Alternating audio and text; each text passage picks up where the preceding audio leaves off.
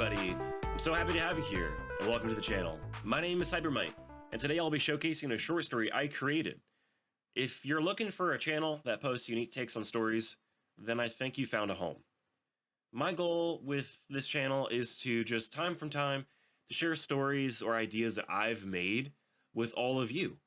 And in addition, I kind of plan on just talking about topics I like in general. From popular universes that are my favorite, such as Warhammer, Halo, Elderscrolls, and Magic the Gathering, where I'll tell you about some of the general ideas and plots of these IPs, and I might even pick out some short stories that tickle my fancy, whereas other times I may just pick general broad ideas, like an episode I have planned for what makes a messiah figure throughout modern day media and movies so special. Like why I think Victor from the new Season 2 League of Legends Arcane show is just absolutely baller. So, if you like what you're hearing, sit back, relax, open a soda, and I hope you enjoy the story I've made for you today. Whoa, hold on there. The following short story is going to contain some mature content and pretty gruesome scenes, so please be advised. Just like you should be advised, the hippos are very aggressive and will gnaw your face off if you let them get the chance. Alright, hope you enjoy. The Hag of Grabow. Written, produced, and voiced by Hypermight. On the edge of the port side rail, a seagull landed. Clutched tightly in its claws was a silvery herring, trembling and shaking, with red blood spilling from its gills and puncture wounds. Its lidless eye seemed to ask a haunting question. Why me? Perhaps it had a life, a purpose, and reason of its very own to exist in this beautiful world. Did it have feelings? Did it know pain? No answer came, as the gull lifted its head and swallowed the fish whole in one swift gulp. A thought surfaced, one she had fought to suppress countless times. She whispered, silently to herself, "Why must all that is precious in this world be brutally devoured?" "Isabella!" The voice startled her, snapping her back to reality. It was Montague, the port hand. "Why are you just standing there? You know loading up ships can be dangerous. Didn't your father tell you to stop climbing aboard the ships when we're working?" Montague was a tall, sun-browned man in his mid-30s, with sailor tattoos covering his arms and a scar etched along the left side of his forehead. Despite his rough exterior, he had a kind heart, and Isabella admired him as a mentor. "Well, you see, Monty," Isabella replied with a mischievous grin, "I saw a whale by the coastline. A real massive humpback. I just had to get closer, you know." Montague raised an eyebrow. "Imagine my disappointment," she continued, barely able to contain her smirk, "when I realized it was just your mother going for a swim." Montague laughed, throwing his head back. "That's a good one. You almost had me there. I was about to call for the harpoons. Say, who taught you that? Was it Greaves? That sailor has a mouth on him." "No," Isabella said proudly. "I came up with it myself." "You've got a tongue on you, little one," Montague said, grinning. "Keep that up, and before you know it, you'll be working in the High Lord's court as her royal fool." "Well," Isabella said, her grin widening, "that's assuming I don't outperform you, Monty. Looks like the High Lord might already have the role reserved for you." Montague laughed again. "Ha! You've gotten smart, haven't you? I swear, one day I'm teaching you the basics of dock work, and the next, you're making circles around me. You're turning into a real sharp one, Isabella." The warmth in his voice made Isabella smile. "You remind me more and more of your father," Montague continued. "A good man, that one. Dock work is hard labor, but he always makes sure we're paid well and taken care for. He looks out for us. One day, the Vanderbilt Trading Company will be yours, and it'll be up to you to carry it forward." "I know," Isabella said softly. "Good," Montague said, nodding with approval. He glanced down at her and gave her a sly wink. Montague was the best man Isabella knew. As her father's lead shift manager, he practically ran the company. He handled ship routes, contracts, and logistics with remarkable skill. If a Vanderbilt ship left harbor to trade goods in a far-off land, it was because Montague had organized it. To Isabella, Montague felt like the kind of person who truly understood her, on a deeper level than her father ever could. Her father cared for her, yes, but in a distant, transactional way. He provided for her, ensured she had fine clothes, and allowed her to live a comfortable life, but he was never warm. There were no hugs, no laughter, no personal talks. Everything was professional. He loved her, she supposed, but he didn't know how to show it. "You're doing the staring thing again, Isabella," Montague said, breaking her train of thought. "Sorry, Monty," Isabella said, shaking her head. In the distance, the church bell rang loudly, signaling the time. "Shouldn't you be off to school?" Montague asked. "Yes, I must," Isabella explained, hurriedly gathering her things. "Good luck," Montague called after her. "Oh, and not supposed to tell you this, but your father said he wanted to speak with you tonight. Says he's considering letting you take on responsibility for the company. That's a big step." Isabella nodded, waved goodbye, and darted through the bustling streets of Grabow, weaving through the alleyways toward her school. The school bell echoed through the halls. Isabella made her way to her class and quietly slipped into her seat. "Now, class," began Teacher Leandra, her voice unusually grave, "what I'm about to share with you may be upsetting. However, the town officers assure me that these precautions are necessary to ensure your safety." The last few stragglers shuffled to their seats as the academy's teachers gathered at the front of the room. They stood facing all the students with stiff postures and uneasy expressions. The tension in the air was palpable, and the teachers made it obvious that they were uncomfortable, though their resolve to fulfill their duty remained unshaken. "Your parents and loved ones have already been informed," Leandra continued, her gaze flickering nervously to her colleagues. "But it has been decided that we, your educators, should explain the situation directly." The room fell silent, anticipation building among the students. Even the typically unruly ones seemed to sense the gravity of this moment. "2 days ago," Leandra said, her voice wavering slightly, "your classmate Calidus Daverman was reported missing. Since that night, Grabow's law officials and countless volunteers have been tirelessly searching for him. Many of you knew Calidus well. He was a bright young man with great potential. The entire town stands with the Daverman family during this time. Our lordship, High Lady Renevere, blessed be thy name, has personally allocated resources and manpower to aid in the investigation." Isabella glanced around the room. Some students sat frozen, staring blankly, while others wiped away silent tears. A few of the usual troublemakers snickered in the back, though their whispers lacked their usual energy. For the first time, Isabella noticed how deeply this had affected Leandra, the typical, unshakable, old stump of a teacher. Her usually steely demeanor was visibly softened by distress. She also noticed that a few parents were seated at the edge of the classroom, present as additional security. "This will be a difficult time for all of us," Leandra said, her voice steadying as she began to pace the room. Her eyes scanned the students, gauging their reactions. "This academy exists to prepare you for the challenges of life, and this is no exception. In the light of recent events, additional security measures will be enforced. No student is permitted to leave the school grounds unless accompanied by a parent or an authorized chaperone." Her words hung in the air, and Isabella felt a shiver creep up her spine. "There is still hope for young Calidus," Leandra continued, her tone softening slightly. "Let us all keep him in our prayers. May the All-Father guide him back to us safely." A hush fell over the room as several students and adults pulled out their divine marks, bowing their heads in silent communion with Grabow's deity of order, the All-Father. After a long, heavy pause, Leandra straightened, her composure returning. "Now," she said briskly, "let's begin today's lesson." Isabella didn't listen. Her eyes welled with tears as a familiar, Indescribable rage consumed her. Her vision blurred, then plunged into darkness. She was surrounded by an endless void, untouched, cold, and terrified.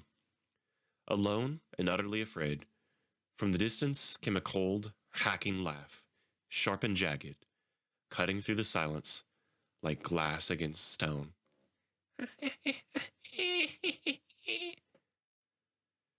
Unbidden memories of Calidus began to surface. Admittedly, only a precious handful. Calidus was a soft-spoken yet precise person. He had a way of seeing through people, finding their hidden truths.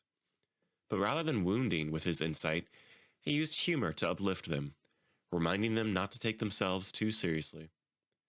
One memory surfaced vividly. On a cold winter morning, Isabella was shivering and running late for school. Upon entering the classroom, Calidus saw her distress. Without a word, he'd offer her a seat by a fireplace. A simple, kind gesture. The grinding, shrill laugh began to grow in intensity. Calidus was dead. Deep in her core, Isabella knew it. No fact or argument could shake this cold truth lodged into the pit of her stomach. Her vision flushed with crimson rage, a force she had long kept locked away, cracked through its restraints. Isabella thrashed. "How could they?" she screamed into the void. "This world, this wretched, broken existence, how could it keep doing this?" Her voice rose, trembling with fury. "The kindness and beauty ripped away, slaughtered by fate's cruel hand. No passion, no strength can stand before the relentless march of destruction. Why is it that the most precious things are torn away, born to grow, to live, to love, only be broken, and then buried?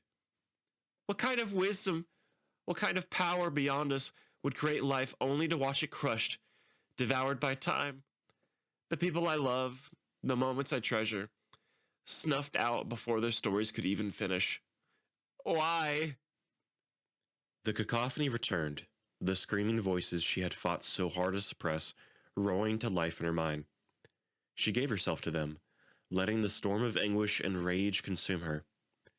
The laugh swelled, growing until it filled her ears with unbearable intensity. "It's simple. Eat or be eaten," the mocking voice jeered. "Isabella!" The shout shattered the darkness. She snapped back into reality, her breath heaving. She was still seated in class. Teacher Leandra stood before her, gripping her shoulders. Around her, the wide-eyed faces of her classmates blurred at the edge of her vision. "By all that is order and just, what has gotten into you?" Leandra's voice trembled with a mixture of anger and alarm. Isabella's heart sank. Had she just had one of her visions? A dark sight? Here? In the middle of class? "I merely asked you a question, and you started screaming incoherently," Leandra exclaimed, her tone sharp. "What possessed you to act out in such a hysterical manner in front of everyone? If this is some ploy for attention, especially on a day like today, I will not tolerate it." The words hit Isabella like blows. Her thoughts churned in a chaotic spiral. Was Leandra scolding her to make an example? Or was it true? Did she really babble incoherently in front of everybody? "Behave yourself, child, or you will face consequences. I have half the mind to inform your father. Do you understand me?" Isabella nodded silently, lowering her head, as a single tear slipped down her cheek and splashed onto the desk. A heavy silence hung in the air before Leandra sighed, her tone softening. "It's all right, Miss Vanderbilt," she said quietly. "Given your exemplary record, I'll let this slide, but if you ever feel the urge to scream nonsense again, please step outside first." The sharpness in her expression eased, replaced by something gentler. She slipped something into Isabella's trembling hand, a small necklace bearing the divine mark of the All-Father. Leandra knelt beside her and whispered, "Keep this close, dear. May it guide you in these dark times." Though not religious, Isabella felt a flicker of gratitude for the gesture. She pocketed the idol, offering her teacher a small, tearful smile and thanks. The sun was setting, and a fantastic display of colors leaped across the sky. The 2 moons could already be seen in the night as the stars began to shine. Isabella felt a surprising weight lift from her now that she was outside and walking on her way home. The class session was over, and one of the chaperones was leading her and a pack of other children to their respective homes. She felt a sense of dread after the events of the day. What she saw in the vision plagued her mind deeply and troubled her. Dark sights were ill omens, and often left her with a frightening feeling. Despite this, Isabella found her fumbling with a necklace in her pocket. With fingers outlining the edges of the idol, she felt hope, regardless of everything that happened to her today. Isabella smiled. Following the path, she pressed forward towards home, eager to have a good meal and to hear from her father. Hours later, Isabella twirled down the hallway, her fingertips brushing against the cool, uneven stone as she made her way to the dining hall. She opened the heavy door and stepped inside, her gaze setting on her father, seated at the far end of the grand table. Dorian Vanderbilt was the picture of sophistication, a tall and commanding figure, clad in the latest fashions from across the Aldmeri Confederation. Tonight, he wore a gold-trimmed blazer paired with matching trousers, a crisp white shirt, and his prized Flamerhound leather shoes, polished to a mere shine. He paced back and forth across the room, head bowed in thought, absently fiddling with his cufflink. Isabella knew these signs well. Her father was anxious, though he worked hard to conceal it. "Father, is something troubling you?" Isabella asked, her voice soft but insistent. "Of course not, Bella. Please, sit and enjoy the meal." Dorian replied, his tone calm as he took his seat. He tucked a linen cloth into his collar and smoothed back his slick, dark hair. "Tonight, the cooks have prepared something special for us." The air was thick, with a mouth-watering aroma of freshly baked bread and savory spices. Still, Isabella's eyes lingered on her father. "But are you sure you're all right?" she pressed, gesturing towards the gold cufflink that had fallen to the floor. "Yes, dear," he said, his tone measured as always. His hands trembling, he retrieved the dropped cufflink and sat back down. Isabella's father was like a tight bottle sometimes. He shoved unprofessional sentiments downwards and compressed his true emotions where nobody could see them, all in an effort to be something he thought others needed him to be. Isabella disliked this about him. It was the reason she never really connected to her father. He felt so distant from her, yet, at other times, true sentiment and emotion would somehow shine through. Isabella truly missed the person her father used to be when she was young. "We have connected the lands of men with trade and brought great prosperity. All of Aldmeri profits from our efforts, and we have contributed greatly to the people of Grabow. Even High Lady Renevere has noticed our efforts," he continued. Isabella nodded, though unease prickled at her. The meal before her was a work of art. A sweet and savory meat pie prepared by Samuel, the ever-cheerful house chef she adored. Each bite was a burst of flavor, the kind that warmed her soul. She silently resolved to thank Samuel personally before the evening was through. Isabella's eyes caught on the ornate tapestries adorning the stone walls, recent additions to the manor. Depictions of legendary knights in epic battles against ferocious monsters, their stories woven into vibrant threads. She then looked down at the table, its grandeur almost overwhelming. Fine silvery cutlery, a deep crimson tablecloth, candles flickering softly, and china crafted from imported Sylvian prismatic shard. A new special glass that shimmered with ethereal iridescent hues. As she ate, memories of her youth surfaced. Back then, their lives had been simpler, free from extravagance. The sun had seemed brighter in those days, the laughter more genuine. Dorian's voice pulled her back to the present. He was now standing by the prismatic shard windows. The golden pocket knife he always carried was twirling deftly between his fingers. He gazed out at the town below, where the lights of the humble homes flickered in the growing darkness. "Your role will be pivotal, Isabella," he said, his voice steadying, though tinged with weight. "There are many burdens you'll need to carry. Our family must fulfill the tasks before us. It's a noble endeavor, for through it, we'll lift up and provide for our workers, our town, and the entirety of the Confederacy." He turned to her then, eyes searching. "Do you understand, daughter?" "Yes, father," Isabella replied, her tone firm, though something unsettled her deep inside. "Good," he said, nodding, though his expression softened. "You are a vital part to this company, and to me. This future may feel heavy, but I'm glad to have you by my side. I regret, though, that I may have stolen other potential futures from you. Futures where you could have pursued academia, or perhaps craftsmanship, if I had allowed you to choose a different path. For that, I am truly sorry." His words struck her like a sudden blow. Her heart skipped, a fleeting hope rising that perhaps, just for a moment, things could return to how they once were. She remembered the warmth of her father's smile, the carefree days before the Vanderbilt company consumed his every thought, before his obsessive drive to build his legacy overshadowed everything else in his life. "Father," she began, her voice thick with emotion, I admire you. Your passion for our family is undeniable, and I know you keep me well in your heart. Thank you for saying such things. I won't let you down. I promise to keep this family's legacy burning brightly into the future," said Isabella.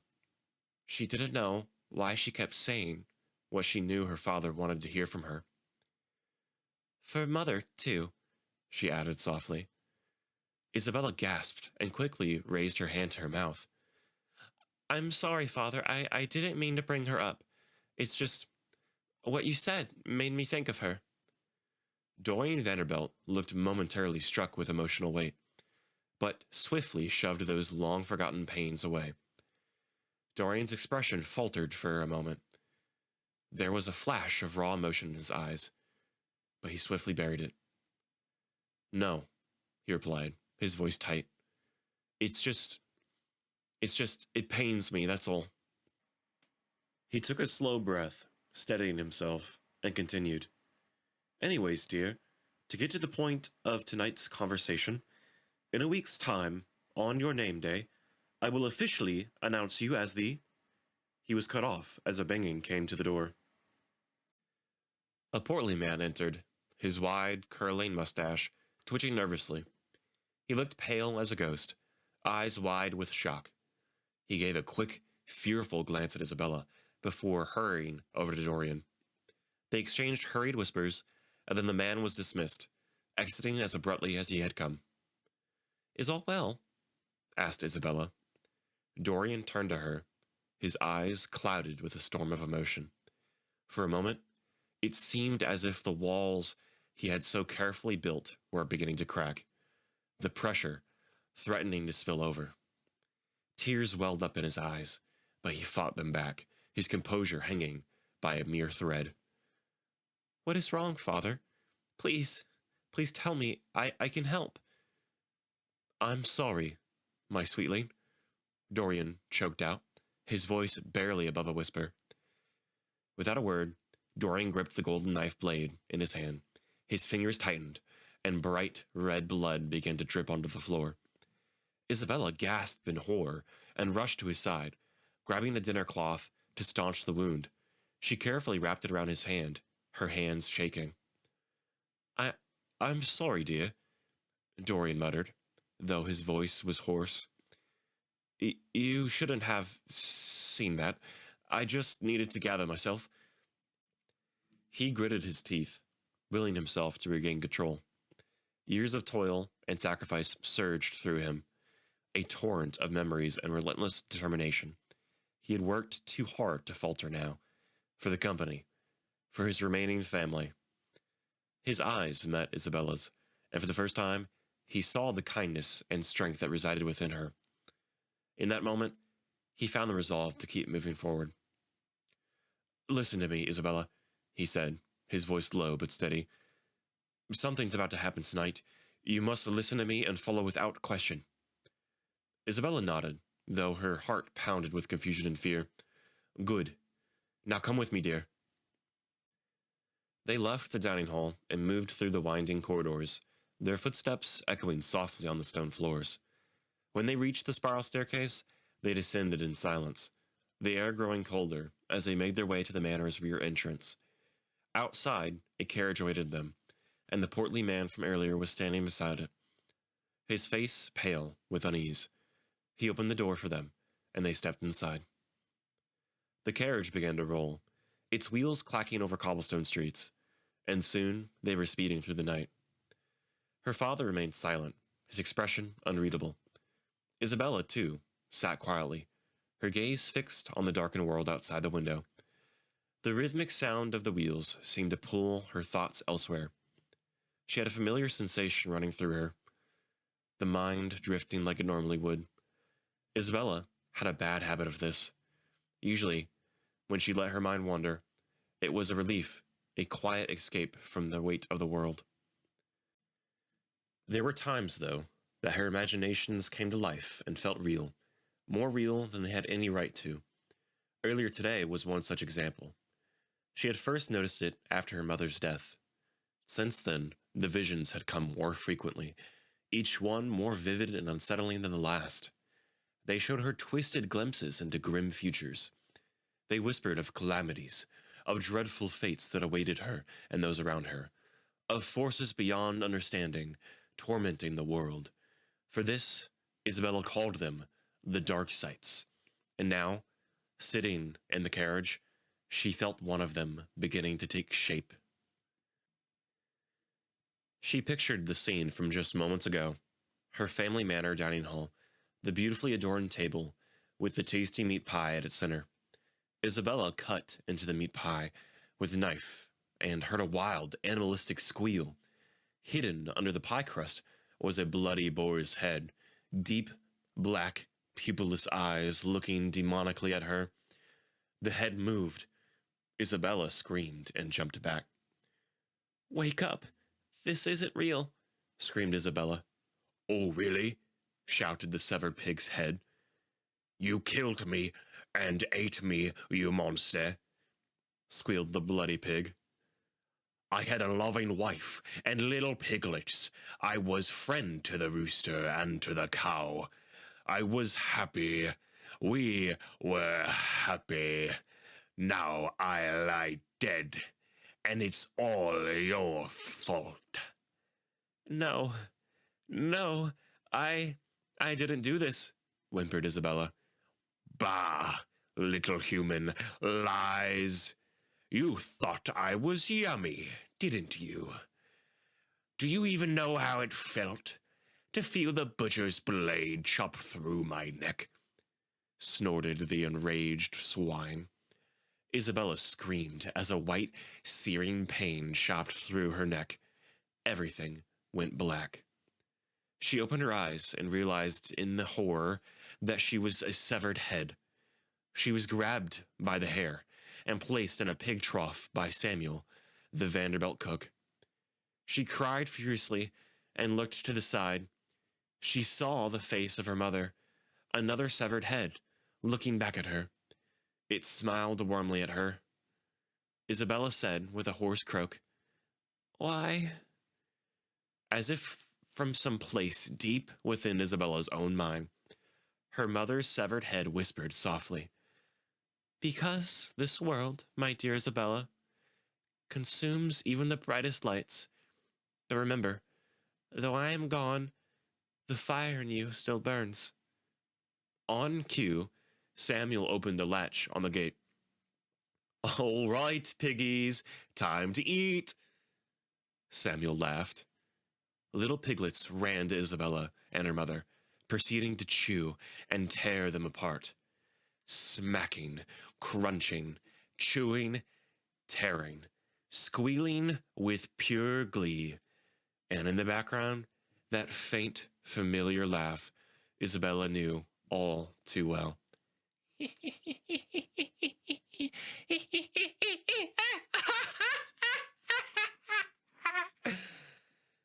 Isabella let out a horrifying scream. The vision faded, and Isabella awoke abruptly, gasping for air, her hands clutching at the upholstery at the carriage seat. Her father was staring at her with a mixture of concern and unease, his clenched fists trembling faintly. Isabella, he said, his voice low and steady. What just happened? She shook her head, wiping sweat from her brow. Nothing, father. I'm fine. But she wasn't. The visions becoming more vivid, more haunting, and now even her waking world was beginning to blur into something far darker. She couldn't shake the feeling that something monstrous was lurking just beyond the veil of her reality, waiting for the right moment to strike. Her father grabbed her by the shoulders, a nervous and strained expression washing over his face. You didn't hear the instructions I was just giving you, did you? He asked. Isabella shook her head in refutation and squirmed to free herself from her father's terrifying grip. We don't have much time left. We're pulling up to the cottage. Hear me, daughter. You must obey her direct instructions. Every single one. She will test you, and you must pass. She will lie to you. Do not fall for her tricks.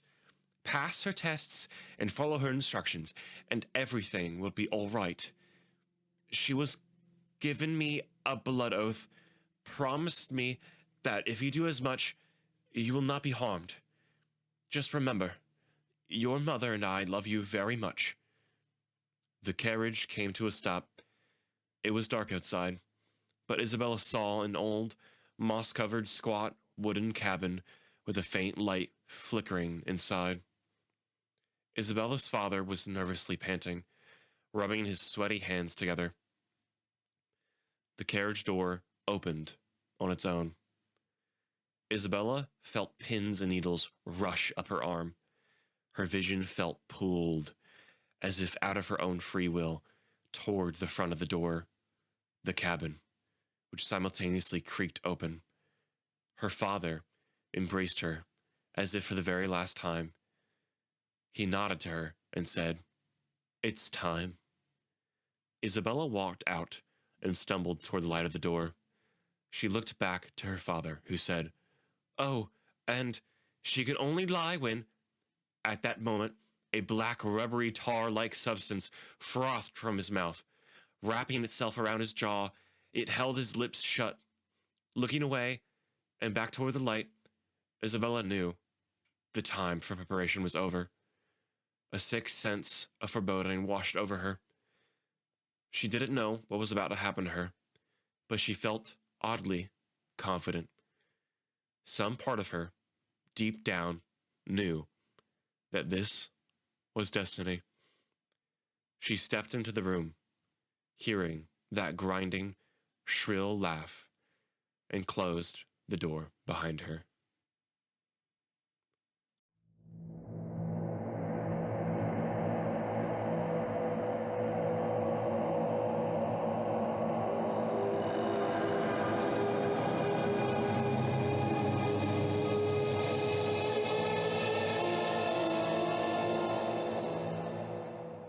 Alrighty, that was the Hag of Grabow. I had a lot of fun making the story. From all of the different topics I wanted to put into it, as well as putting it all together on YouTube here and actually doing some of the editing. It was a really cool process. So I hope you enjoyed it. I have a lot of ideas for what I can do in the future when it comes to different topics we might cover, different stories I might make in the future. So yeah, stay tuned to the channel. Okay.